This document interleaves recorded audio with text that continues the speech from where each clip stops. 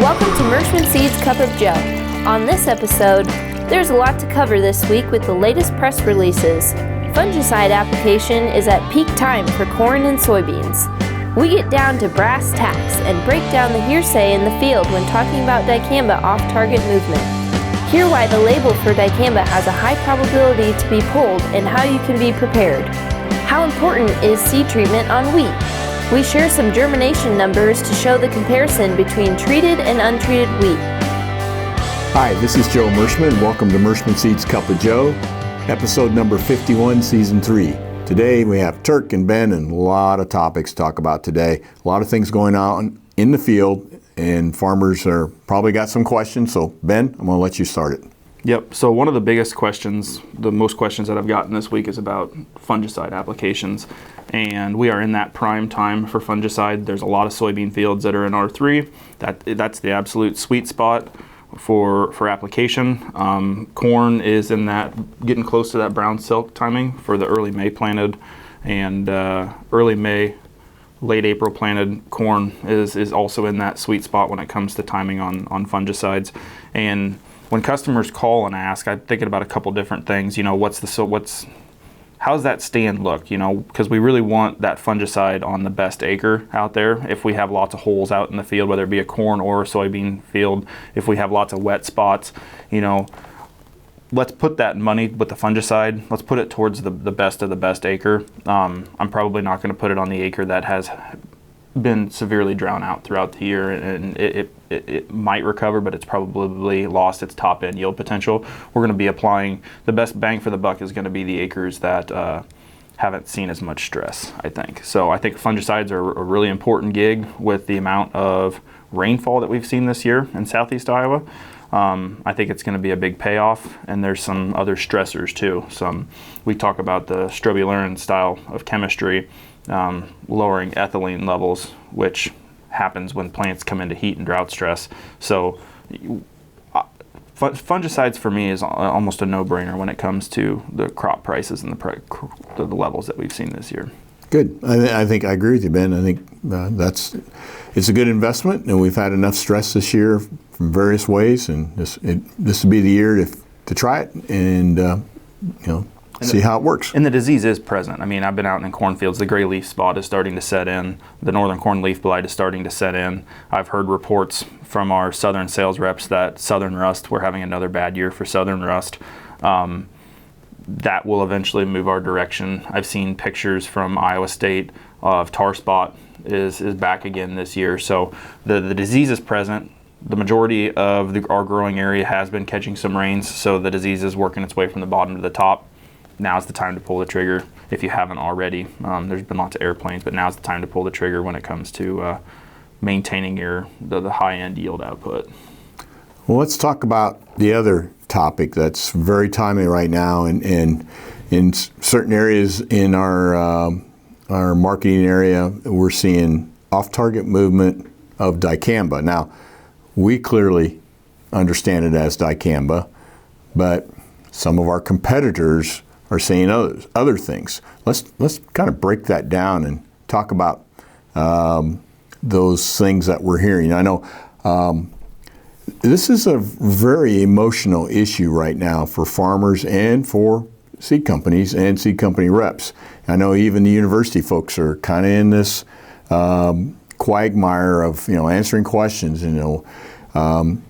A lot of farmers say, my neighbor didn't even spray Dicamba. How could I have Dicamba injury? It's got to be something else. Well, I was talking to Ford Baldwin, a retired University of Arkansas weed scientist, and he says, are we getting any smoke from the West Coast?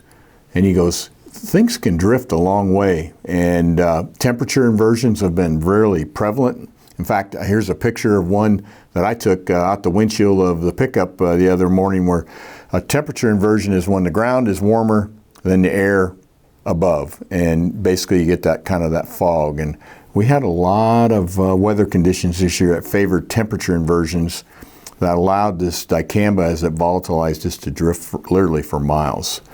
So I know when I was looking at where this information is coming from. You just can't believe all the stuff that we're hearing. But let's turn the clock back, okay? We've been working with Enlist E3 soybeans and LibertyLink GT27s for the last 5 years, and every year we're getting hammered. And let's just start off with what we're hearing in the field, okay? Well, it wasn't that long ago we were told that Roundup resistance would never ever happen. The only thing, if you got any problems, you just put more Roundup on. That was the solution for weed resistance, and that proved to be false. Then we were told that applicators don't know how to apply Dicamba. For some reason they're not following the label. Well, again, I talked to applicators who've been spraying for 30 years. They found that extremely insulting, and that wasn't the case. Then we were told that AMS causes cupping on soybeans. Well, that was totally refuted by several universities and found out to be false. Then there was the year when we said, well, Liberty somehow got contaminated with Dicamba. And again, the Liberty manufacturers, Interline, they all came out and said, no, that's impossible. We have separate lines and there's no contamination. Then we were told that, it's all you need is a good tank cleaner and you can clean Dicamba out of your sprayer. Well, the truth is, 1/10,000th of an ounce, when you open that pop can and hear that poof, that's enough to contaminate an acre. It is very, very hard to get Dicamba out of a sprayer with all the filters and lines and nooks and crannies that it has. Of course, obviously our competitor would like to say, just plant all of our product, that's Dicamba resistant, and this problem, you won't have a problem. Well, again, we saw a post by Dr. Hartzler from Iowa State University this past week. He did a Twitter post. He said, I usually ride my bike to relax, but as I'm riding my bike down these bike paths and whatnot, I'm looking at all the trees that have been damaged from Dicamba. Obviously he was very upset about it. And so even if everybody interchanged their genes and put Dicamba in it, we're still going to have problems with some folks with trees and then folks in town. And if you get grandma's garden, it's going to be a bad day, okay? Now the latest one that we heard was that the Enlist E3 gene is a dirty gene. And that is so preposterous. Turk and I were in the field where they did the efficacy treating. They do 1x, 2x, 3x, 4x rates of all the herbicides in Enlist E3, which would be glufosinate, glyphosate, and the 2,4-D. And we look for the best possible product to use as the base for our germplasm. And there was over 300 events made. 300 events, 300 different insertions of the gene. And keep in mind, the Enlist E3 gene is all three herbicides are in a single gene. We're using a bacteria insertion. It was precisely put into the DNA, and so therefore it was the very, very best way to do everything, the most prevalent way to do things. And Dow, a chemical company, did all of that research. Dow Chemical Company. They're a chemical company. They understand chemistry. They understand that whole process, and they manage that whole section of that part of bringing that product to market. And that was done over 10 years ago. So it wasn't like this product was rushed to the market. It was done precisely and accurately. So the dirty gene thing, I don't know who came up with it, but it sold pretty good out there. And it said the dirty gene was that anything you put on Enlist E3 soybeans makes them cup. Well, it's not true. So this has all caused a real big snowball effect coming from the top of our organizations. From the top of MS Technologies is Harry Stein. He put out a very strong statement here last Saturday, and we'll post that, what he said.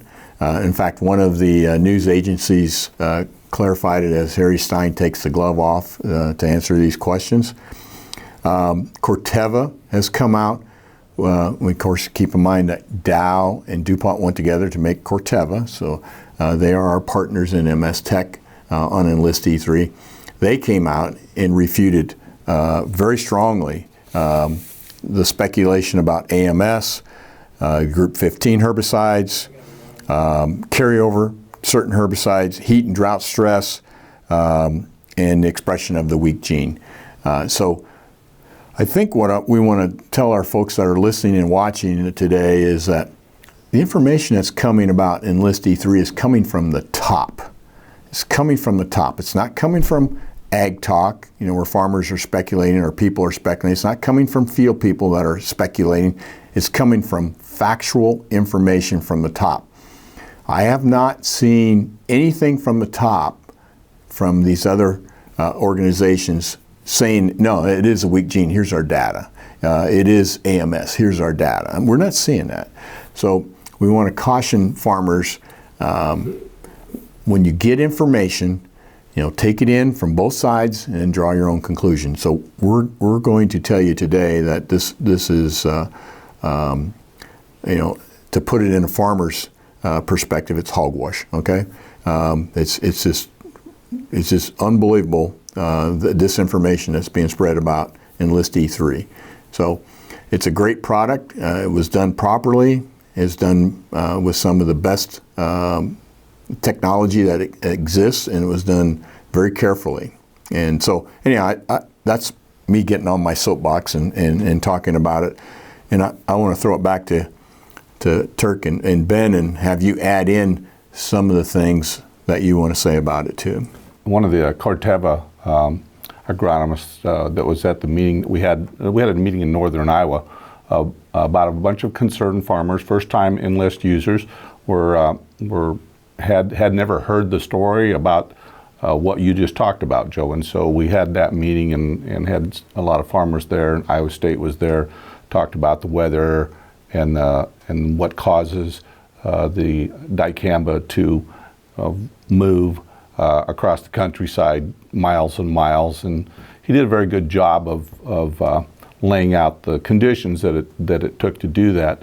And I think he said there was never ever over a 3-day period that dicamba could be sprayed in the window of application that it was sprayed in. And so the dry conditions actually also made it worse in northern Iowa for it to move. Rain, we've talked about that the best thing you can do for a field that has been drifted on is to get irrigation on it or get rainfall. They haven't had that up there as much yet. And so the conditions were perfect up there, which leads me to Ben. You were saying that around here we're not seeing so much. Why is that? It's been very difficult to get post applications made in all these areas where May and June were extremely wet. So we have very, very minimal cupping because there was not near as much product applied this past year. So there are a lot of extend fields, though when they don't have the option to use the Liberty from an Extend to Flex, there's a lot of Cobra and Flex Star that's being sprayed on those fields to try to control the water hemp. And a lot of that has happened in the past 7 days. So they're just now getting to the point where they can get their post applications made, and there aren't hardly any. And you cannot use dicamba now. It's just too late to use it by label. So 23 days too late. So they're using what products and what's happening? Yeah, they're using Cobra and Flex Star, and they're burning beans. Yeah, so down here, all the Extend beans are torched. Correct. And the thing that I found interesting about that meeting, that a lot of customers, especially as we travel north, the coined phrase atmospheric loading hasn't been used a lot, and the Iowa State Extension agronomist used that term, and because that's what we're looking at. That's the widespread from corner to corner, the same amount of when the same amount of cupping has happened from corner to corner on your field, that is what's happening. It's a large amount of dicamba goes up in the atmosphere, and it sets down in widespread fogs that happen in the mornings, widespread dews because of the inversions. It's not much different than when we have high humidity. We get a lot of humidity, and when humidity gets up high enough, eventually we come a saturation point and it comes down as rain, correct? So it's kind of the same concept. When you got all this dicamba being sprayed, every field, short window, and we load the atmosphere with dicamba, and then at some point it comes back. Yep. And that whole concept was developed by the southern weed scientists when they started seeing these problems down there, 4 or 5 years ago, and they just said, how can every square inch of a field, because in the past, when we've seen volatilization, it was in a streak, it was in the low areas of the field, wherever air hung, but now we're seeing it just like every square inch. And so they coined that phrase, and that theory is being accepted now as when we see it every square inch. And it's not just the fields, it's trees, it's everything. I mean, the Bader Peach Farm proved that it doesn't just stay in the bean field. It goes everywhere. And I think this whole thing is going to come back around at some point. We have a court case about the approval of the dicamba label the last time, if it was done properly. And there's a lot of evidence that says it was kind of pushed through by the administration through the EPA. And then obviously we got the EPA now involved, because farmers are complaining. We got the states. So what's going to happen? I mean, what's going to happen? I'm a betting man, as you know, Turk. I will bet 25 cents. That's the most I bet. And I would bet 25 cents that it's going to be deja vu. We're going to see either the courts do something or the EPA do something to further restrict or eliminate dicamba post-applications. And the reality of it is, farmers talking to farmers and using common sense, we could control a lot of this problem. And the key is what, Turk? What do we have to do? If we want to coexist with dicamba, what do we have to do? In other words, so that farmers have choice, what do we have to do? I think in the soybean industry anyway, it needs to, post-emergence needs to be eliminated. It needs to be a pre-emergence only. It needs to be a strict cutoff day that is followed. And that's the issue, is a lot of, we're hearing reports that there's still dicamba being sprayed in some areas, even today. And that's, 23 days after the cutoff date. And so 24 days. So there's a lot of things going on that are causing this problem. But the only way that we're going to get along and coexist, which we talked about, we think is necessary, because we need all the tools that we can in the toolbox to do this. We need multiple modes of action, and dicamba can be a part of that. But we need to get a post-emergence application under control in soybean fields, and then in corn, I think there's got to be a cutoff date as well for the applications, because we're seeing a lot of dicamba coming as far as drift and movement coming from cornfields as well. Yeah, so the key thing is, if we don't step forward as an industry and police ourselves, then we're going to let the government tell us what we can do and what we can't do. If they eliminate dicamba, which we said is an important tool in our toolbox, then what's next? 2,4-D? Is it glufosinate? Glyphosate? Atrazine. We will, pretty soon, we'll be back to pulling weeds and cultivating. And that's probably not practical for today's farmer. So that's why farmers talking to farmers and our industry working together to coexist, rather than saying, I want all the acres, or we want all the acres. I mean, the big picture is, we're all on the same team. Yep.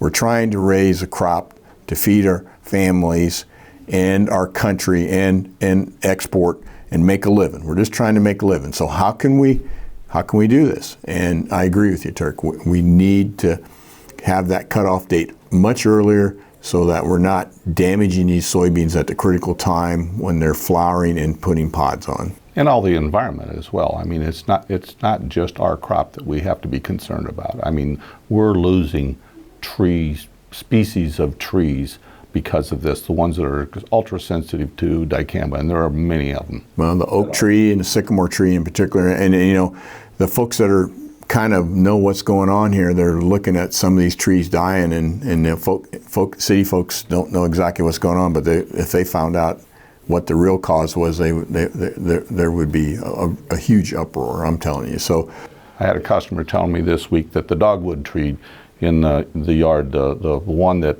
the landmark dogwood tree in this town is all dying now, and nobody can figure out what it is. Well, the farmer knows what it is. Yeah, so we're in this fight together.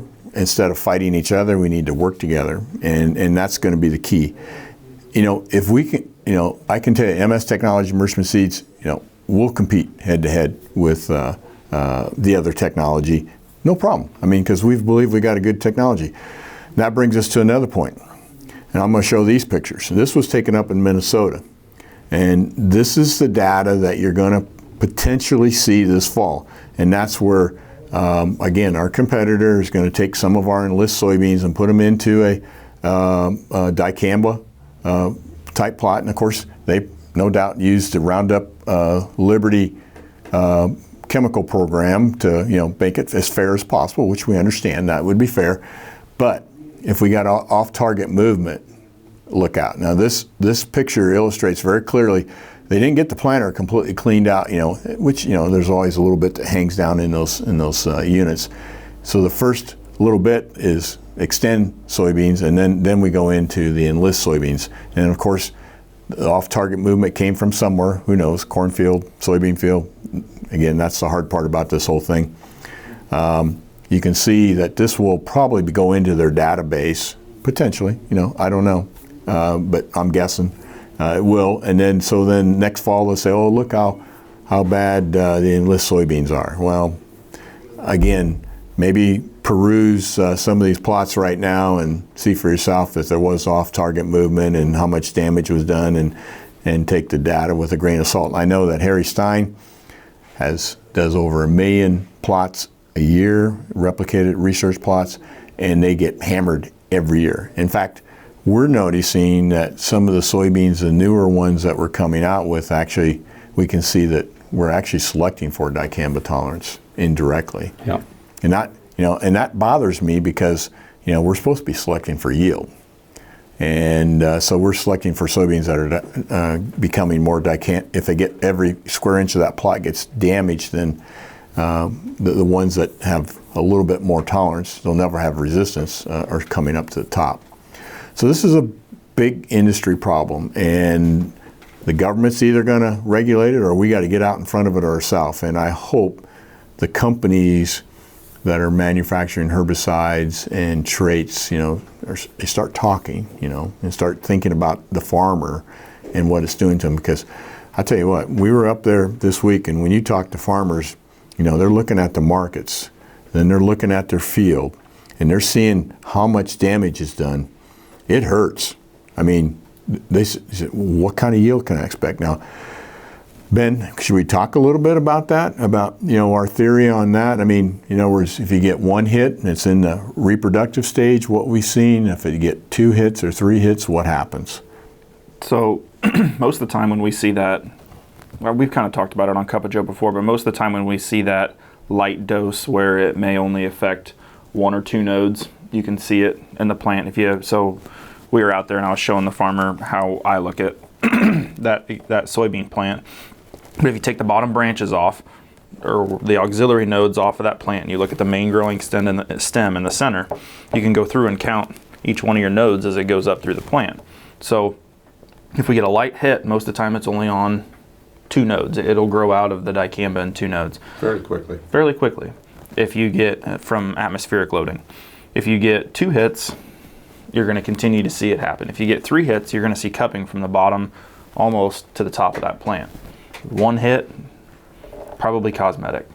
2 hits, we're starting to stunt the bean and take away some of the plant's ability to respirate and handle stress. 3 hits, we're starting to run out of time for the soybean plant to grow healthy leaves to allow that plant to respirate, handle stress, and move through. And that's why when you were talking about irrigation earlier, that is what is the most effective way to pull those beans out, is because the plants can't handle the stress, they can't respirate properly, and that's why a light cosmetic dose, only affecting two nodes, isn't that many leaves in the grand scheme of the total soybean plant. It's really interesting. Again, Jason Northworthy, we're highly respected weed scientist out of University of Arkansas, has done data on it, and he said, if you get hit, irrigate, right? Well, we don't have the ability to irrigate. But you think about it, when a person gets sick, what's the doctor usually tell you? Go home, drink plenty of fluids, right? Flush that stuff out of your system. And that's the best thing when you have a hit is rain. Rain is the very, very best thing, because you get that plant growing and flushing it out of it and metabolizing it and getting it through the system. So there is a lot of similarity between a plant and a human, very much so, when under stress. So anything else that we should be talking about in this area here? I know we will continue to keep you updated, and we gave you our opinion on what needs to be done. I think the last thing we want to talk about is this crop insurance and contacting the state to look at the field. What's the quagmire that farmers are in right now? So the dilemma that many farmers are in is they have a vapor, an off-target movement, and their soybeans are all dinged, and we're saying, please turn it in, get on record that you have a damage. The insurance company, when they call the insurance company or the insurance adjuster, he says, if you turn that in, we're not going to cover any losses. And so, because we don't cover off-target manufacturers' chemical movement. Chemical movement. That's not our problem. That's not the weather problem. We don't insure for that. So if you turn it in, we're not going to cover you. So they're in a dilemma with trying to protect their livelihood and do the right thing for and report the damage. And so that is the issue that we're in. We know that probably of all the reports that we're getting, it's probably only a third of what's actually happening out there in the field. Iowa and Minnesota now have both filled out when you fill out the form on to report an incident, you can ask for a investigation, or you can just report an off-target movement, and they'll ask you the acres and the number involved. And so you don't, but it's still registered as a complaint, but it's not investigated. So I don't know how that affects the insurance company, but at least. And then there's another piece to it too. The funds for Dicamba off-target movement. The funds that were established by Bayer Monsanto. The first thing they say is, well, provide us third-party evidence that you had an off-target movement. Well, that's usually a state inspection or a state report. I could be wrong, but I think it's required by it has to be a state in order to get that. It has to be a state agency. So, again, if you don't have that piece of evidence, then you can't make. That's the first thing they say. Well, was it an official registered state complaint? If you don't have that piece of evidence, then you're not entitled to, in the past, to draw from that fund. So I think we talked about this before as well. That the fact that if you file that, there's no reason to think that if you file that claim that you won't have an opportunity to be reimbursed for your losses. Monsanto Bayer has put up the money, $500 million for claims that were for a 4 to 5 year stretch. There's no reason to think that this year is going to be any different. If we have off-target movement, as bad as it is this year, worse than everybody that we've talked to, it's worse that they've ever seen as far as their state's complaints coming in. So there's no reason to think that there won't be another one of those coming up, or a class action lawsuit. I can tell you the lawyers are just all drooling about the opportunity to do one, and so it's probably going to happen. So the other thing to talk about, Joe, a little bit is a lot of problems, a lot of the things that we're seeing right now is the effects of market share. So as market share grows for enlist soybeans, we're we will continue to see more off-target movement, and as market share continues to fall for Bayer Monsanto, then this problem could get less. But it's the corn thing for me that is the bigger issue, because more dicamba is being used on corn. Yeah. So we have to address it all as an industry. Yep, we need to get proactive and not instead of reactive. And this has been going on for 5 years now. So I mean, to expect that next year all of a sudden it's going to be different is hard to say. But it could be. It could be if we all act responsibly by making sure those applications are done extremely early as opposed to later. So that's going to be the key. Anything else to add? Let's switch topics just a little bit and talk about wheat germs. We got our wheat germs back in this week, and they are rolling in the mid to upper 90s. That's pretty exciting, good news. There was a little window that for our production in the north was right around July 4th weekend, and we got it out. And the key this year, because of all the rain, particularly in northern Missouri and southern Iowa, if you don't plant wheat that's treated, you could be very disappointed. And if there's any crop that benefits from seed treatment, it's wheat, and that's because a lot of the diseases that are in a wheat field are carried on the seed.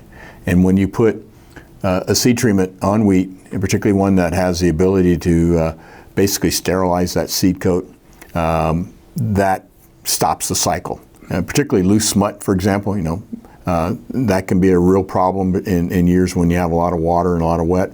You can stop that cycle, and it can be extremely devastating if you don't have treated wheat.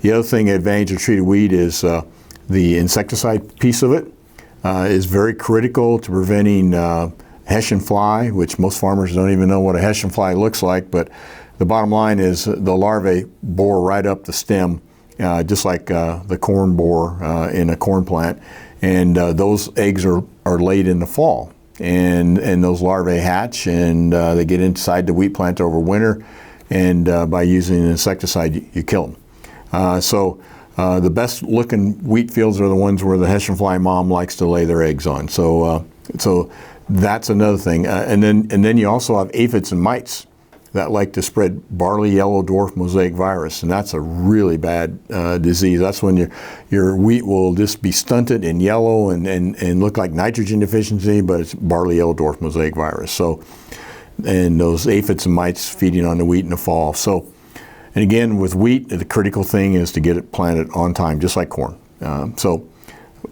Good news, good wheat supply. Yep, and to throw numbers out there, the untreated wheat would germ out at 60 to 70%. The treated germs came back mid to upper 90s. So that is what you're looking at. You'd be looking at planting a half of a crop if you're pulling it out of the bin. That's how big this disease issue is. Yep. It's just because we have, you always wonder, it can rain and rain and rain on your wheat. Why doesn't it start growing? Well, eventually it will. But as it keeps raining, just like in the fall with corn and soybeans, diseases move in. The diseases that rot the residue and the crop and all that stuff. For to turn it back into nutrients in the soil, do the same thing to wheat. And so consequently, this is the year to buy good quality seed and to buy treated seed. And of course, we follow the same pattern with our wheat seed treatment as we do our soybeans. We put the very, very best fungicides, multiple fungicides. We put a biostimulant on. We're putting a high dose of insecticide on, which we call the southern dose, which means why would we put the southern dose on? Southern dose gives you a longer window of protection because before it gets cold, so that your aphids and mites and your Hessian fly protected. So. We have a new variety because Maddie 3, and of course we have our ultra early Katie wheat. So obviously we got a great lineup of 2 super wheats. So busy week, lots of fun, and I guess that brings us to the corny joke. The first one, okay, this is my worst one today. Okay, why did the cow cross the road? Why did the cow cross the road? to get to the udder side, Udders. right? Udder side, yeah, okay. I knew that one there would hurt. No laughs there. I'm not even laughing on that one. But the last one here is kind of fun. How did the haystack get released from jail? How did the haystack get released from jail?